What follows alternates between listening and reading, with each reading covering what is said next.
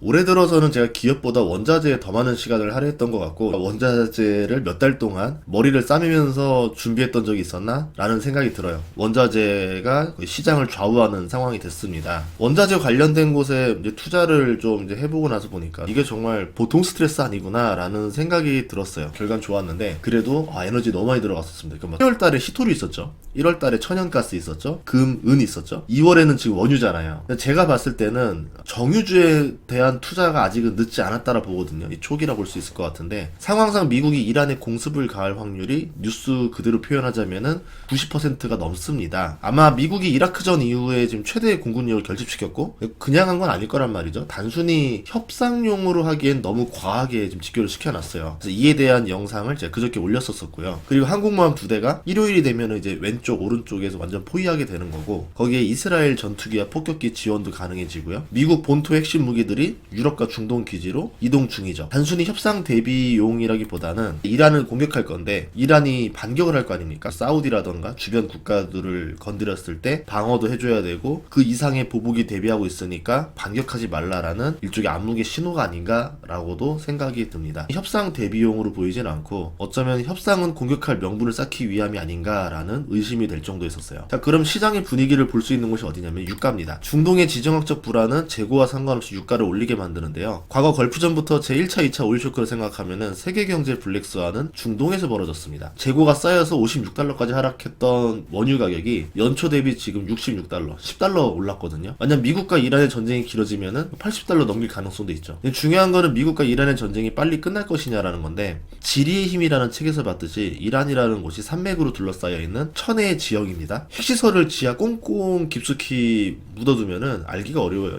협곡 아래다가 또 통로 만들고 지하 만들고 이렇게 되면은 위성으로도 보이지 못하는 곳들이 존재할 수 있습니다. 핵 농축 시설들을 중앙아시아로 잠깐 빼돌린 다음에 폭격이 끝나고 나서 다시 가져오고 개발하는 방법이 나올 수도 있어요. 그렇다고 해서 뭐 지상군이 이란을 점령할 수 있느냐? 그것도 불가능합니다. 베트남전보다 배 이상의 손실을 감당할 수 있는 미국의 상황도 아니라는 거죠. 여기서 상당한 전력 손실이 발생한다? 중국이 바로 뛰쳐나올 수 있습니다. 그러니까 미국의 선택은 폭격과 핵시설 파괴밖에 없고, 단기간에 끝내고 싶지만 그게 미국 마음대로 안 될 수도 있다라는 거죠. 이란은 버티며 반격하면은 자신들이 유리해질 수도 있다라고 생각하기 때문에 오히려 버티기 모드로 갈 수도 있다라는 거예요. 우리가 생각했던 최악의 시나리오로 벌어질 수도 있다라는 겁니다. 벤스랑 트럼프의 말을 들어보니까 미국이 물러설 기미가 보이지가 않아요. 장 시작했을 때 유가가 뚝 떨어졌었는데 그게 트럼프의 첫 발언 때문에 그랬습니다. 이란과 좋은 대화가 진행되고 있습니다 라는 말 때문에 유가가 급락을 했어요. 근데 들어보니까 말이 점점 이상해집니다. 10일 정도 지나면은 결과를 알 수 있다라는 말인데, 이게 협상이라는 거야 폭격이라는 거야 의심이 들고, 우선 협상은 2주 뒤에 다시 한다고 했으니까 이 협상을 말하는 것 같으면서도 폭격의 가능성도 존재한다라는 거를 암묵적으로 내비치는 거죠. 그리고 결정타를 날립니다. 이란은 핵무기를 가질 수 없습니다. 이스라엘의 입장을 그대로 표현하는 거죠.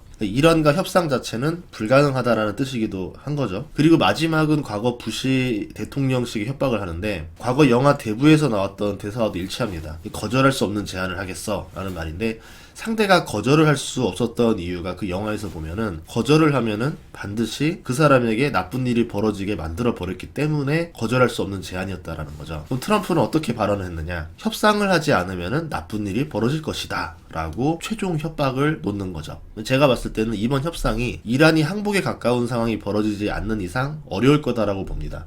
그런 상황을 만들 수 있는 방법이 두 가지가 있는데, 하나는 미국 공습으로 인한 핵시설 초토화예요. 핵을 없앴으니까 이제 핵을 포기해 라는 제안을 할 수 있겠죠. 협상은 시간만 끌는 게 아닌가라는 생각이 들어요. 미국과 이스라엘한테는 명분 쌓기 외에는 장점이 전혀 없는 방법이거든요.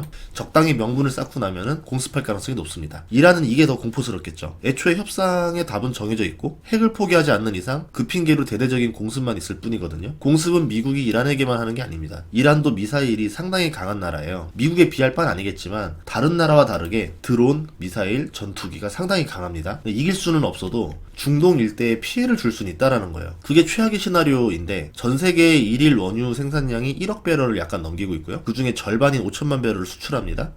그 중에 40%인 2천만 배럴이 이란과 두바이 사이에 호르무즈 해협을 지나가요. 여기 원유를 수입하는 국가 대부분은 아시아 국가들입니다. 한국, 중국, 일본 엄청난 피해가 가겠죠. 대표적으로 중국에게 엄청난 피해를 줄 수 있게 됩니다. 경기 침체로 지금 힘든 중국인데 여기에 유가 충격까지 준다?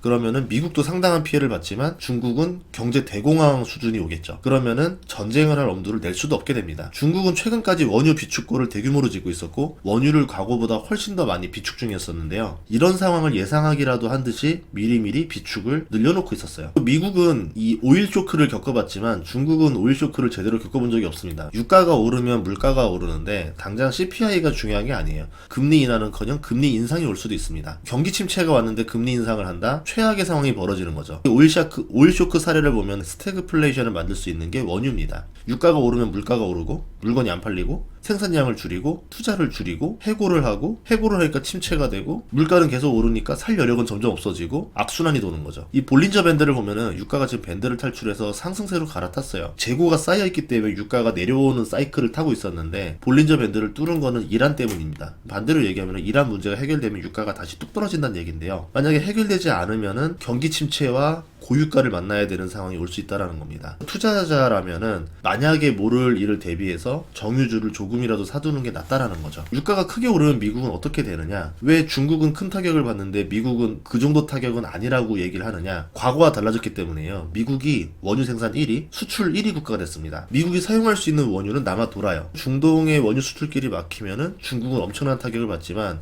미국이 수출 통제를 해버린다면은 피해를 덜 받게 되겠죠. 만약에 미국도 수출 통제를 하고 중동도 호르무즈 해협이 봉쇄되거나 하면서 원유 수출길이 막히면은 다른 나라들은 어떻게 될까요? 아수라장이 되겠죠. 미국이 우리 우방국들한테는 수출해줄게 원유. 그래서 우리가 베네수엘라 확보해둔 거고 이렇게 얘기하면 어떻게 될까요? 세계대전 되는 거죠. 골 때려버리는 겁니다. 그래서 지금 트럼프가 이런 생각까지 하고 행동하는 게 아니길 바랄 뿐이에요. 그런데 트럼프의 행동만 믿을 수 있는 건 아니기 때문에 투자자라면은 스스로 보험을 약간은 들어둘 필요가 있다라는 거죠. 이런 사태가 오면은 미국 본토에서 원유 생산 비중이 높은 기업들은 압도적으로 유리합니다. 우리가 알고 있는 엑슨모빌이랑 쉐브론은 글로벌 기업이에요. 그래서 본토 생산 비중이 낮습니다. 옥시덴탈이 95% 수준이고 기타 셰일 업체들도 100%에 가까운 수준을 보여주죠.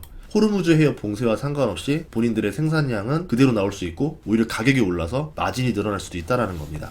그래서 핀비즈를 보면은 지금 옥시덴탈이 가장 많이 올랐고요. 본토 생산 비중이 높은 정유사들 주가가 오르고 있습니다. 빨간색 칠한 부분 기업들이 이제 보험용으로 보유해볼 만한 기업들이거든요. 옥시덴탈 같은 경우는 버핏이 투자한 기업인데 제일 많이 올랐어요. 오늘 9% 올랐습니다. 2023년, 24년 60달러 이상 하던 기업인데 최근 40달러까지 내렸다가 다시 50달러를 돌파했어요. 올해 새해 때 주식부터 금은까지 모든 게 많이 올랐다. 지금 저렴한 거는 원유밖에 없다. 이렇게 말을 했었었는데 이런 일로 원유가 급등할지 몰랐어요. 주식하다 보면 느끼는 거지만 진짜 새옹지마다 저렴한 거는 언젠가 다시 오르고 오른 거는 다시 내리고 이걸 반복하는 거구나 싶습니다. 그래서 오른 거를 따라가는 투자를 하기보다는 내린 것 중에 오를 만한 것들을 투자하는 게 제일 좋거든요. 그리고 이제 원자재 사이클을 말씀드리면은 금은이 먼저 올라요. 그 다음에 원유가 오르고 난 다음에 농산물이 오릅니다. 그래서 농산물이 오를 때는 이제 상승장의 끝이 다 왔구나 라고 생각하시면 돼요. 어제 밤에 트럼프 발언을 가지고 영상을 찍어봤는데 어떻게 나올지는 정말 모르는 일이긴 해요. 투자자라면은 항상 어느 정도 대비는 해놔야 된다. 주식해보신 분들은 알 겁니다. 내 맘대로 되는 거 거의 없어요. 정말 A라 생각했는데 B가 나올 수도 있고 B라 생각했는데 C가 나올 수도 있는 거기 때문에 만약에 내가 생각한 대로 되지 않았을 때 나는 어떻게 대비를 할 것인가에 대한 전략도 짜면서 들어가셔야 됩니다. 버는 것도 좋은데 지키는 것도 같이 해야 된다라는 거죠. 공급과 수비 밸런스를 맞춰야 된다. 이렇게 이야기하면서 마무리 짓도록 하겠습니다. 주말 잘 보내시고요. 주말도 지나고 나서 또 영상으로 찾아뵙도록 하겠습니다. 구독과 좋아요 부탁드릴게요. 고맙습니다.